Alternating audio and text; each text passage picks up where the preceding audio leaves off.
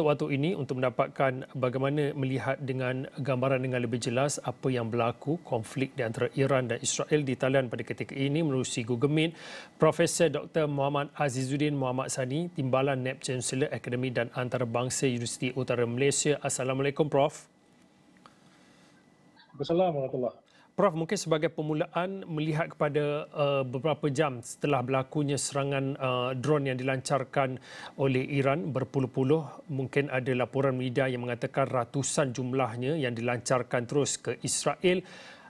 Selain pada kita melihat kepada impak apa yang berlaku antara konflik antara kedua-dua buah negara ini, bagaimana Prof melihat kepada strategi peperangan yang berlaku dan bagaimana membaca apa yang akan berlaku selepas ini?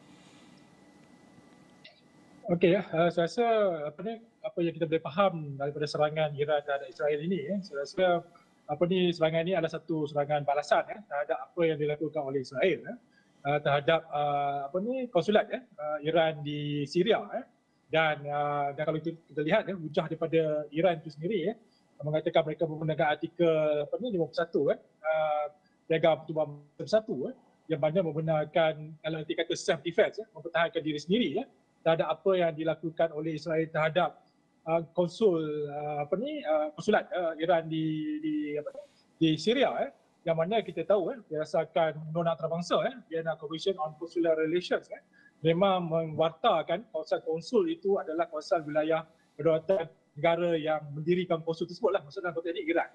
Jadi serangan terhadap walaupun di Syria tapi sebenarnya dianggap kalau undang-undang antarabangsa sebagai serangan secara aggression terhadap Iran itu sendiri. Jadi retaliation atau reprisal balasan yang dilakukan oleh Iran sebenarnya terhadap Israel ini satu yang sebenarnya dibenarkan oleh undang-undang antarabangsa. Itu kita kena faham dalam konteks peperangan yang bermula kali inilah. Cuma dari konteks strategi peperangan, saya rasa Iran menggunakan kaedah undang-undang antarabangsa untuk menjustifikasikan serangan tersebut yang mana sah dari segi undang-undang antarabangsa. Dan dalam masa sama juga mengharapkan tidak ada negara yang cuba untuk escalate untuk perluaskan serangan tersebut. Jadi dalam konteks ini Iran juga memberitahu bahawa ini antara Iran dan Israel dan tidak ada negara lain patut campur tangan. Dan sekarang ini kita menunggulah kalau ada Israel untuk bertindak balas terhadap Iran. Jadi dan tindak balas itu adakah Israel sahaja atau melibatkan negara kuasa besar yang lain.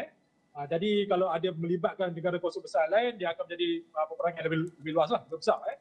Jadi kalau itu dah kalau kita lihat, Amerika Syarikat hari ini mengatakan mereka tidak akan campur tangan dalam konflik ini dan kerana mereka tahu bahawa Amerika sebenarnya tidak mampu untuk memperluaskan peperangan lah di wilayah ini yang juga akan menjejaskan bukan sahaja Amerika Syarikat, malah di rantau rantau Asia Tenggara itu sendiri dari segi ekonominya, perdagangan dan politiknya juga diplomasinya, tapi juga boleh memperluaskan peperangan ini menjadi satu yang lebih drastik lah atau memasuki era Perang Dunia Ketiga lah, walaupun kita tidak lagi bercakap dalam konteks itu setakat ini lah.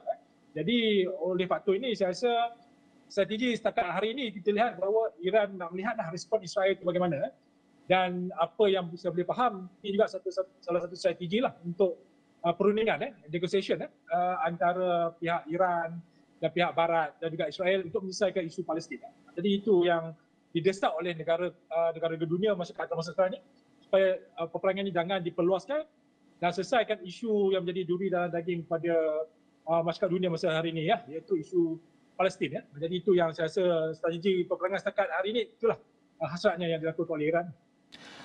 Prof, apa yang berlaku antara konflik Iran dan juga Israel ini perlu dibaca dalam beberapa lapisan.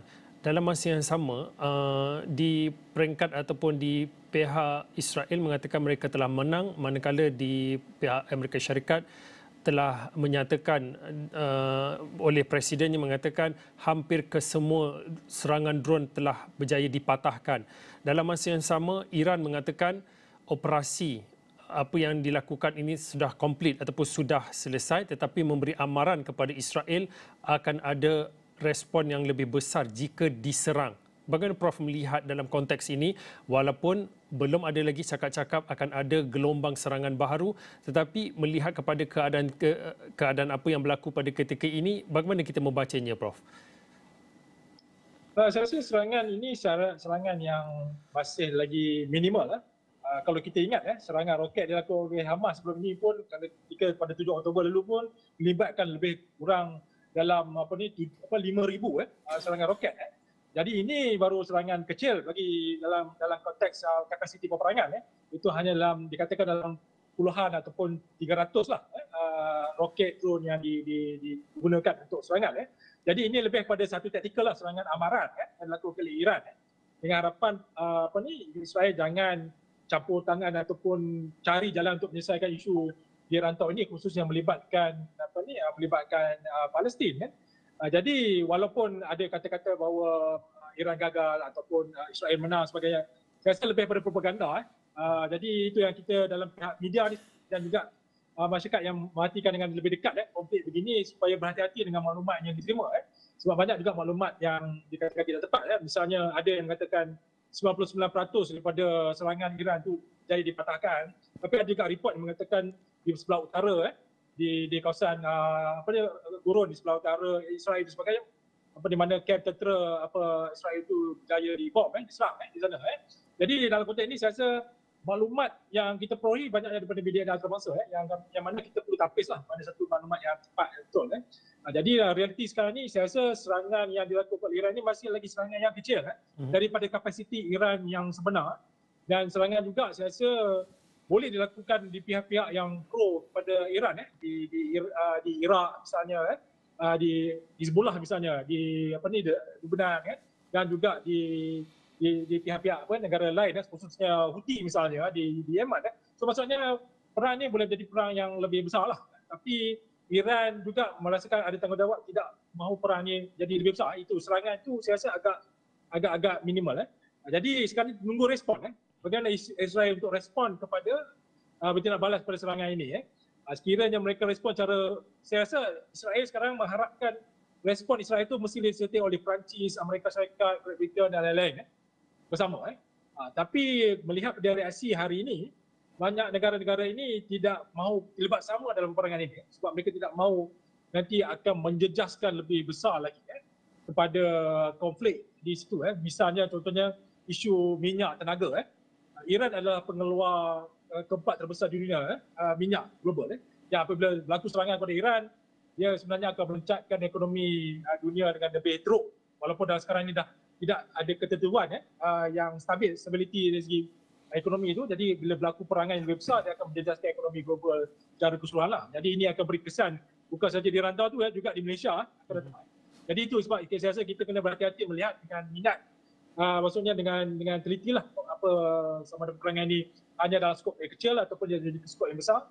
Tapi apa yang berlaku kita kena responsif ataupun reaktif untuk memastikan kepentingan kita juga terbela lah, dan rakyat kita yang mungkin berada di sana boleh dipanggil pulang ataupun diselamatkan lah. Jadi itu saya rasa perlukan penelitian kita yang lebih jitu lah dalam konteks memahami konflik ini dan melihat apa respon yang terbaik dari semasa ke semasa lah. Bagaimana pula Prof melihat kepada gerak-geri dan juga respon yang dilakukan ataupun yang dinyatakan oleh Amerika Syarikat pada ketika ini, walaupun Presiden Amerika Syarikat Joe Biden mengatakan tidak akan membantu Israel kalau ada counter attack ataupun serangan balas terhadap Iran, tapi dalam masa sama Amerika Syarikat juga yang bertanggungjawab memintas peluru ataupun serangan drone daripada Iran. Bagaimana kita melihat dan apa sebenarnya motif gerak-geri dan juga respon daripada Amerika Syarikat khususnya terkait tentang konflik Iran dan juga Israel ini? Saya rasa apa yang dilakukan oleh Amerika Syarikat itu lebih kepada untuk mempertahankan Israel sebab mereka ni menyokong Israel. Jadi apa saja serangan terhadap Israel itu mereka akan cuba bantu patahkan dan juga memusnahkanlah drone ataupun misal yang ditembak ke Israel. Tapi untuk mereka respon misalnya untuk menyerang pula Iran, ini yang Amerika mungkin tidak mahu keadaan itu berlaku. Kalau Amerika dilihat menyerang Iran, sudah tentu ia akan akan menjadikan konflik lebih besar, menyebabkan Iran boleh pula retaliate menyerang Amerika Syarikat. Ini kalau kita lihat konflik ini hampir sama dengan apa yang berlaku di Ukraine.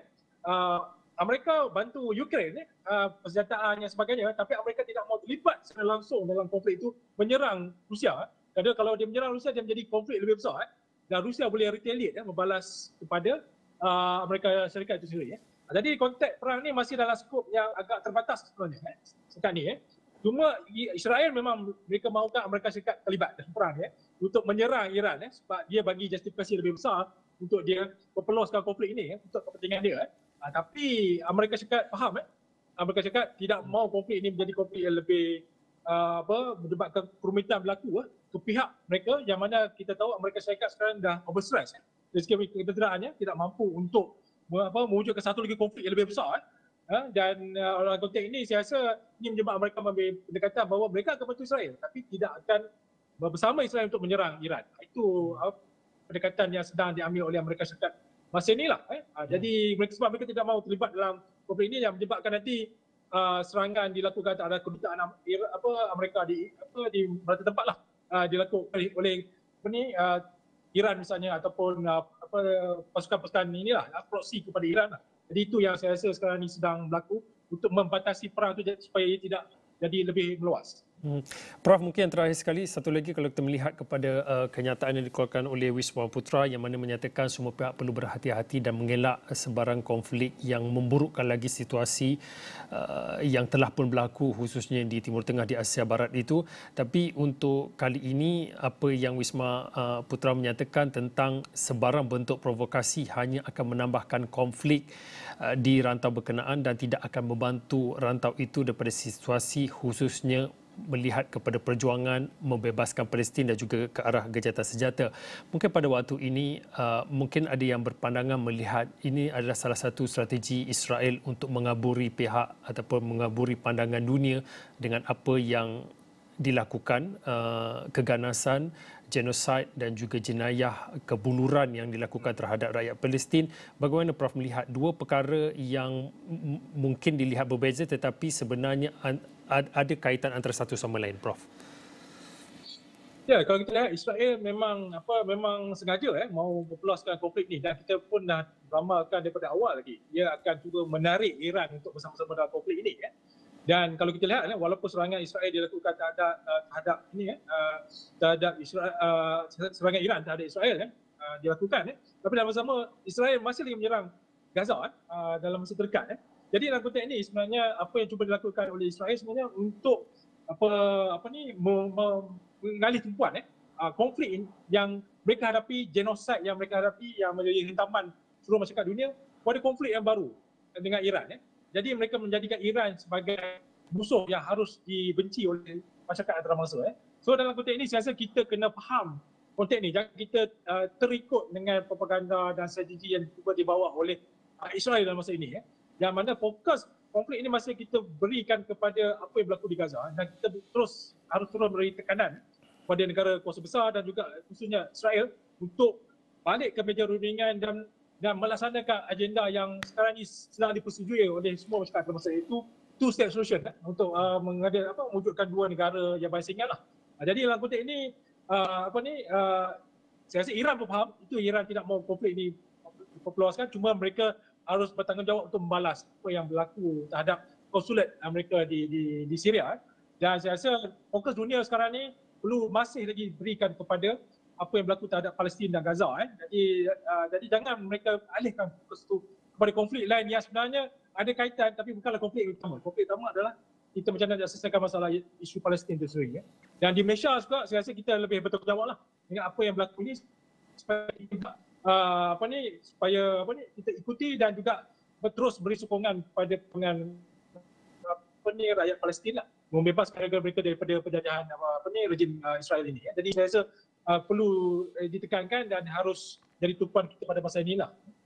Okey, baik. Terima kasih Profesor Dr. Muhammad Azizuddin Muhammad Sani, Timbalan Naib Chancellor Akademik dan Antarabangsa daripada Universiti Utara Malaysia yang berkongsi pandangan melihat kepada apa yang berlaku situasi terkini khususnya terkait tentang konflik Iran dan juga Israel. Kepada anda yang baru mengikuti kami di Buletin Awal ini, sejak awal pagi tadi kami membawakan khususnya perkembangan ataupun lapor langsung berkaitan dengan konflik Iran dan juga Israel. Kami sediakan ruangan khusus seperti yang anda lihat pada ketika ini.